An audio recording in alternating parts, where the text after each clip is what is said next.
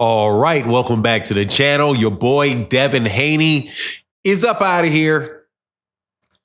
And Bill Haney is the one that is letting us know as he updates us on the next potential steps for Devin Haney and who he could be signing with.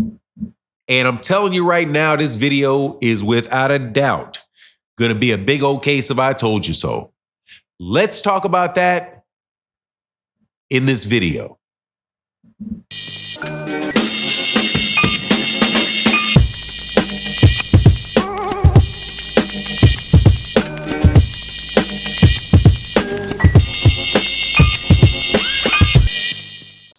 All right, first things first, let's summarize this. Bill Haney has found somebody else for Devin Haney to latch onto to take him to superstardom. In a new promoter that he said that they are considering working with and who is actually the face of boxing.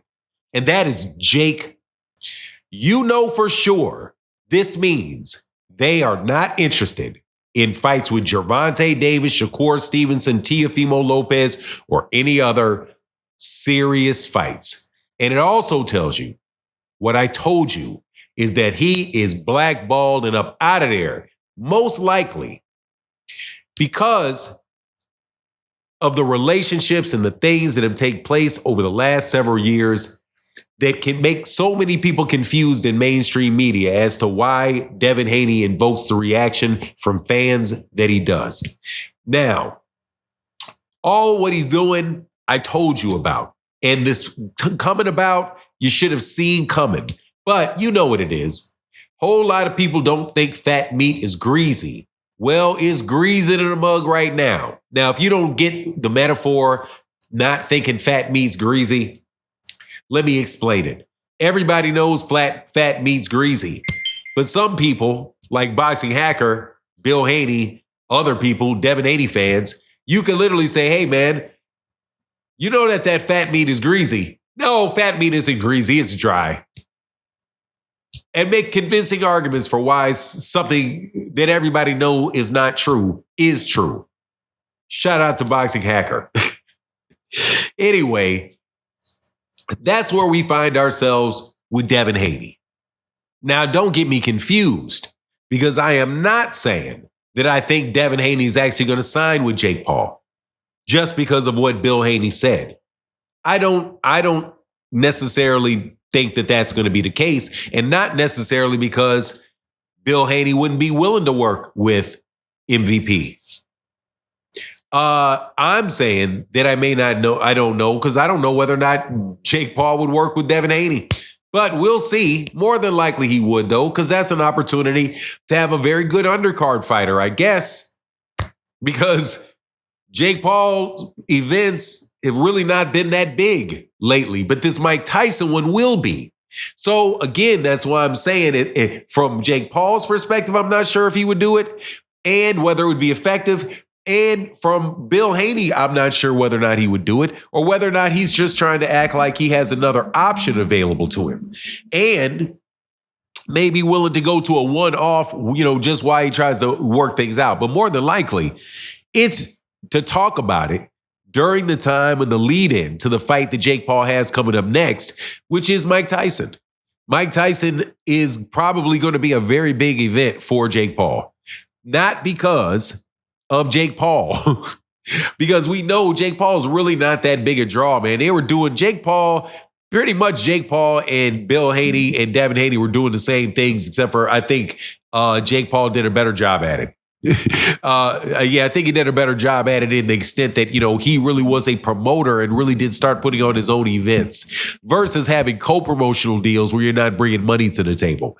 However, this thing is probably just a way, to keep the name in the media and associate himself with the big fight coming up. All that said, though, I'm sure Bill Haney will figure it out. And Devin Haney will figure it out. I just don't see, and I haven't seen that this model that people have been talking about is really a solid model for everybody. Unless you are just an exceptionally, exceptionally good fighter. In order to pull this off, you just can't lose. The bet that Devin made and Bill made by being so vocal about promoters and being so abrasive with them in the public is, the good thing is that Devin got a lot of attention, and he put those other promoters in positions to have to do business with Devin, right? And also Devin's good enough fighter to back up what he's saying. But the downside of that is if Devin slips it all, or somebody else comes up and they just happen to be better than Devin, or something unfortunate happens, then, you don't have that leverage anymore. And you also don't have the leverage of having a signed deal. Because, that is leverage in a negotiation, the fact that somebody has a commitment to give you something. So, when you negotiate and you're in an in-house fight, you have leverage with the fighter, with the boxer, with the promoter. It's called a minimum, right? But if you don't sign with them, then, you don't have the minimum, and you lose a lot of leverage with that. But anyway, it's going to be interesting to see what happens. The fact that he could possibly say that, he believes Jake Paul is the face of boxing, really the face of boxing, that should tell you, what he really thought of what he said about Devin being the face of boxing. And also, if then that he never really thought that Devin was really the face of boxing, then you have to wonder whether or not Bill Haney really believes in Devin Haney, the boxer, and like he says he does. And maybe that's the reason why, he stayed at 135 pounds for so long.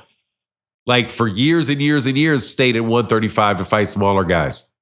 And there are a lot of people that speculate that the reason that Devin wasn't taking those left hooks well is all those years of losing all that weight, right? Because Devin was turned pro at 17. He was what? He's 25, 26 now. He's been in 140 for a year. It's a long time to be draining your body down like that. And you see how he blows up too. So it's interesting to see how this goes on, man. And maybe Jake Paul is the right place for him.